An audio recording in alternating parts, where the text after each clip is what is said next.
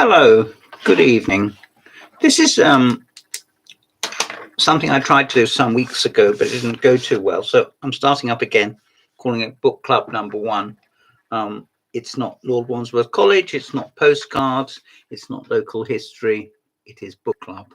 But it's all on the same loop. So, well, anyway, have a look. You may be interested. First book we've got is in terrible condition, but I like it all more for that reason. It's a corgi crime book in the days when a paperback really did slip into your pocket. And it was 3 and 6, which is the old 17.5 new pence. For those of you pre-decimal out there, and I know there's a number of you still thinking LSD, and who doesn't? This is called A Crime Hater's Story, and has a bloke there with a fat in his mouth, looking as if he's going to do her damage. And she's looking suitably alarmed. John Creasey is an author I do know. He's been around, very, very well established writer, but it says writing as Gordon Ash. Well, if he's writing as Gordon Ash, why does it say John Creasey at the top? But that's a mystery I can't get involved in at the moment because I don't know the answer. For sustained action and excitement all the way, Lucy Dale turned in time to see the car hurtling down the Munich street straight towards her. The last thing she remembered before her legs crunched under her was the front wheels. Oh, sorry. They crunched under the front wheels was the face of a man on red motorcycle. Patrick Dawlish of the crime haters knew that if he wanted to stop the racket of blackmail and murder, he must use the girl, even though her identification of the man on the cycle meant danger and death. So that sounds very, I was going to say macabre. It's also a Patrick Dawlish thriller. And that could be Patrick Dawlish there, couldn't it? With the hat on. I don't think there's much else I can tell you about this. I did start to read it, and it was actually pretty good. But I broke off in the way that I do, even though I shouldn't expect, but there we are. She was walking through the archway leading into Neostrasse, German, when she heard the roaring of the car. She did not worry about it at all. The traffic in the city was noisy, so fast and so thick that she gave no thought to being hurt or even to being in danger. Well, she hadn't read this book, because if she had, she'd know she was in danger. That's the first of the titles. The second is obviously something far more light-hearted, and I liked it because it had chess pieces on the cover. But it's not about chess. This is the official prequel, to the most eagerly awaited game of 2015. Batman Arkham Knight. That's the author.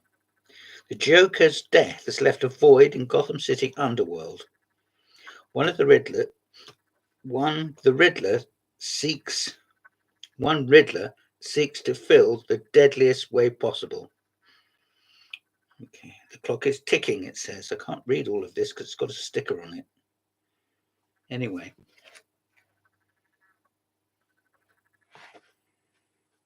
It's called The Riddler's Gambit. And it was published by Titan Books. I imagine quite some years back. Let's have a look. 2015. Yes, I was right. There's an insert here from the Gotham Gazette. I've never made any secret of my disdain for the so-called Batman. And I'm not going to start now. Somebody's got their dagger right into the Cape Crusader. It's been months since we saw him screaming through the streets of our fair city in his Batcar. I thought the Batcar was called the Batmobile. Anyway, or swooping around in Arkham City attacking the Tiger agents charged with keeping the civil order, or doing any of other things he does to take the law into his own hands. In other words, it's been months since Batman has told us, the people of Gotham City, that we're not good enough or smart enough to take care of ourselves. Hooray, it says. This is the opening introduction. This is called Bullseye. So there you are. Batman has been going for probably over 100 years, and the Caped Crusader is in no danger of hanging up his cowl as I read it. I started on Batman and Robin as a child when the American version was with Adam West and Burt Ward was being shown on telly over here in England. I liked it then and I like it now. And I hope you'll like this too. It's published by Titan Books. The third book is a very, very serious book indeed. The British Empire. I got this book free, which I wouldn't normally have invested in. They are small books and expensive, or appear to be, in terms of paper and ink, but they are very interesting, particularly for students. It's called A Very Short Introduction to the British Empire. I've gone through the whole book, looking at, reading bits of chapters and staring at the photographs, if there were any. Oh, look, there's one.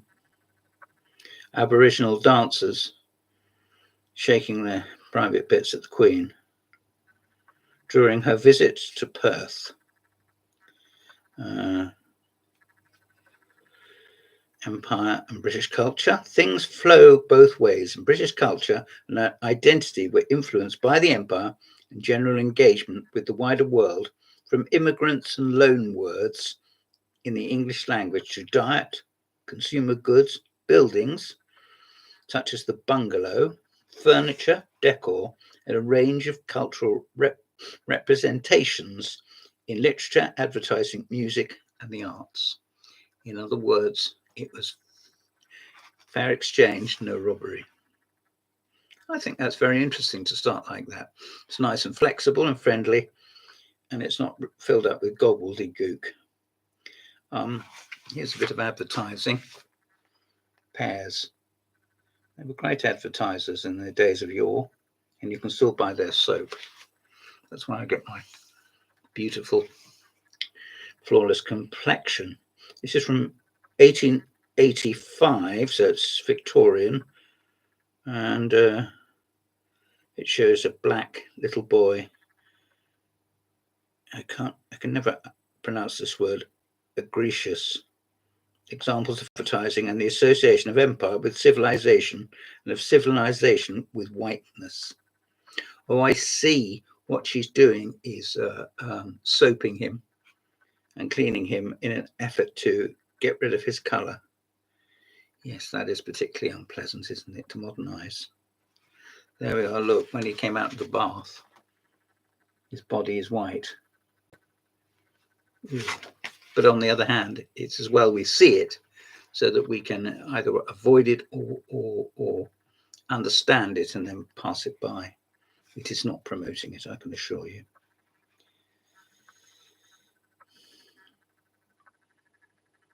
Arrogant complacency is something implicit in arguments that centre upon the alleged benefits bequeathed by empire, when it is claimed, for example, that empire gave the world the English language, as it was anyone's to give or to withhold.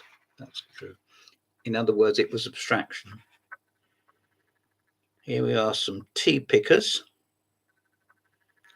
Women plucking tea remain common in today's television adverts for fair trade produce. Yes. There are the ladies. They're doing a pretty hefty job, and I bet they're not paid too much either. I think they're all coffee drinkers. This book is an Oxford University Press one. and it retails, or did then, at $7.99. This is a very, very big series. I didn't realize how big it was. It's about hundreds and hundreds of books. Do you think I should write to them and ask them if they want one on chess? They possibly would if it was well written. And there's all sorts of topics, from global catastrophes to Maynard Keynes to Kafka, to the Old Testament, to numbers, to nuclear weapons, and so it goes on and on. What could be nicer? Here we have a novel.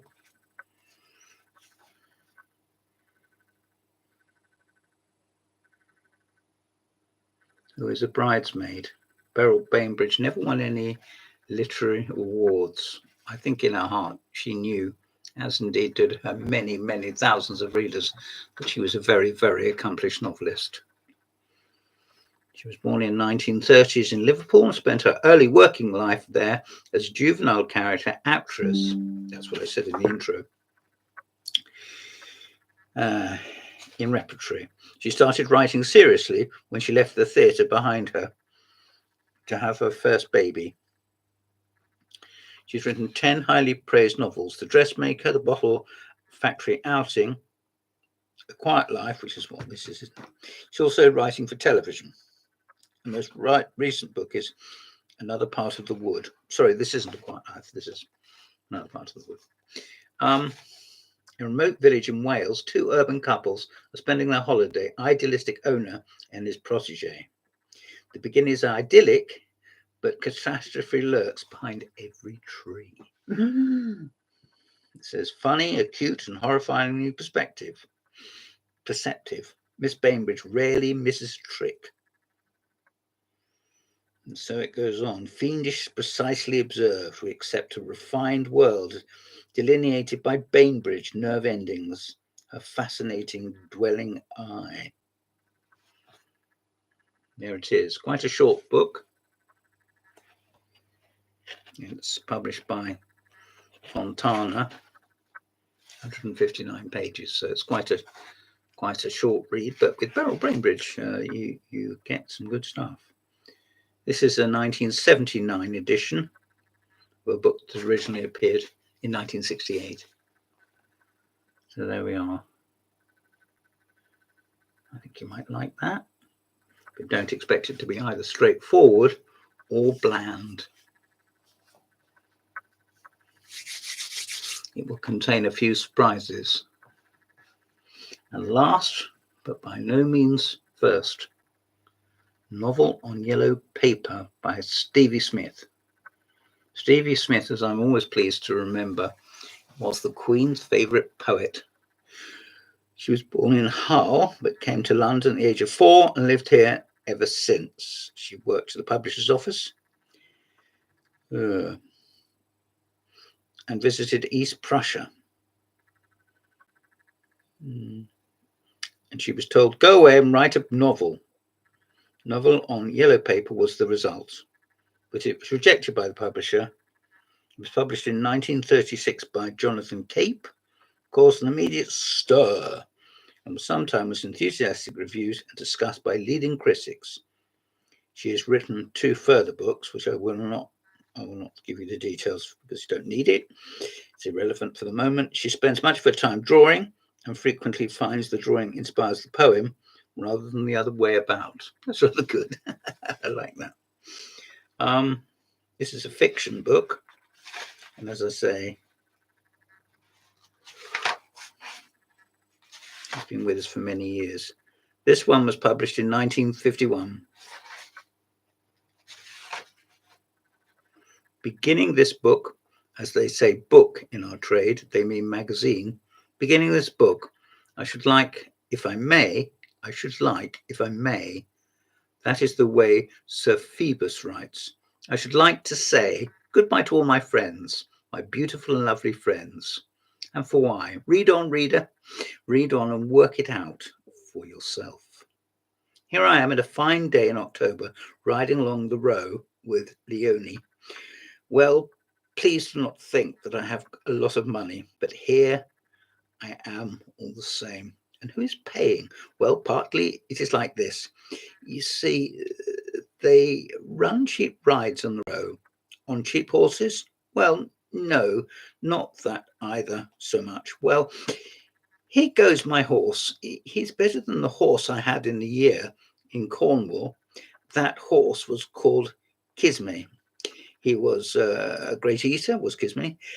No sooner paused than cropped the verdure. I think that means eat some grass, but forgive me if that's wrong. He had a scythe-like movement in his long head. Oh yes, I think I'm right. And his long snake-like neck. Oh ho, Kisme, you could crop a wall of plant life soon as any horse I have ever seen. He was the great horse that laid waste the Duchy of Cornwall. You could be seen Kisme get down in the growing corn. It grew no more after that year. Well, Kisme, I hope the farmers look at it that way. See? Well, if that doesn't draw you in, that's only because I can't read it properly. I hope very much you'll have a look at this. It is a good deal more than a curio. And it is a good deal less pompous than a classic. This has been Book Club 1. I'm James Pratt. Thank you for your time. Thank you.